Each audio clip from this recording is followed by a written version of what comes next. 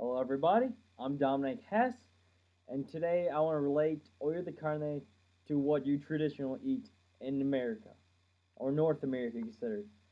In North America, they primarily use beef stew or pot roast for northern part of USA, and that's where they have nice cold days and it warms your stomach up, right? In Central America, the days are 100 degrees and you're eating hot soup. Now, a lot of people are wondering like why would you eat hot soup on 100 degrees? I'm going to tell you why. The reason is the soup has a lot of benefits to Ticos or Hispanics, and in my country is Ticos. The reason is they have a lot of vegetables in it. It's a light, hearty dinner or lunch, whatever the case may be, and it doesn't really slow you down. In USA, they're more thick, more chunky wise, and so it's harder to move around. Down there, they're put more light. It's like a lighter water into it. It's not as thick, it's more movable, and it's pretty healthy for you. Now, the main points of it is why is it important in U.S. in North America, how it's prepared, and the history of olla de carne. Now, olla de carne is considered of beef, carrot, corn, yuca, terry root, plantains, sweet potatoes, and rice on the side or in it. Right here is a clear demonstration of it. It has carrots right there, the yuca, I think the yuca right there, the platanos right here, the corn, the meat on the side. Now, according to Go Visit Costa Rica, many homes around North America also make traditional a similar pot, which is considered beef stew, pot rolls, a dish during the cold winters month to keep bellies filled and make the cold nights a little warmer. Now that's pretty common sense, It's the same thing in Costa Rica, where I used to live. They'll make that and help with hangovers, help with sick people, because people do get sick, even if it's 100 degrees. People still get sick, in Florida or Texas, where the case may be. It's still relevant. The soup helps you.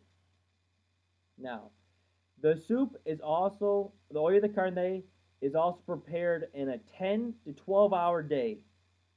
So most of the time it's prepared the day before and served the next day. Here, for example, I'll show you. This is considered a beef stew in North America. I do not have the vegetables like yuca, terry root, or plantains I could use. I could use sweet potatoes, carrots, corn, such as that.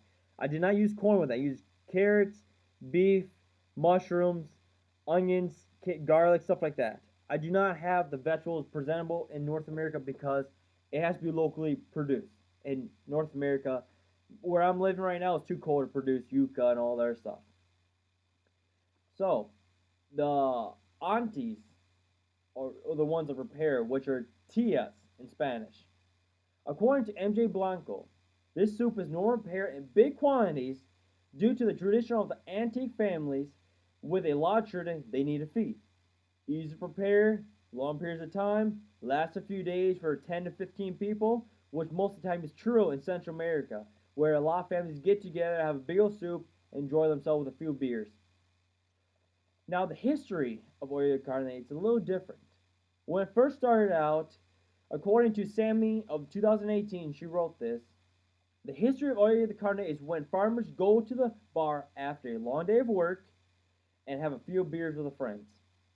So, to help with hangover the next morning or during drinking, they will eat olla de carne. Olla de carne essentially helps prevent hangovers or prevent being dry. Well, basically when you drink, you get dry and you get a hangover. The soup is so watery based, it fills you with the water and the food necessary to prevent hangovers.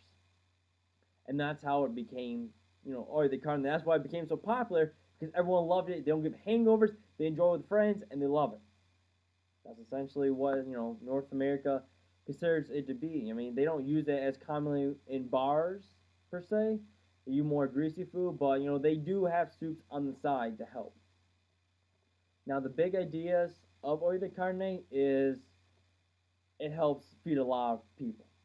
North America, Central America, don't matter. It helps feed a lot of people. Easy to prepare, easy to make, Just takes time to make it, and it tastes delicious. It don't matter which way you do it. It tastes delicious if you prepare it right. Preparation of it does take a long time, as you'll say, 12 and 10 and 12 hours, or the carne, or in North America, they do it 6 to 8. I mean, a little difference in between them, but still similar to it. The history is, like I said, a little odd, but it makes sense once you get the picture of it. Oh, if you eat the soup, you don't get hangovers, and that's a great thing to have. No hangovers, or try to prevent hangovers while enjoying yourself with friends or family, per se, is a nice way to do it. Now, if you ever go down to Central America, I would do recommend having a soup or a bowl of olla de carne, as it is delicious. My name is Dominic Hess, and you guys have a good night.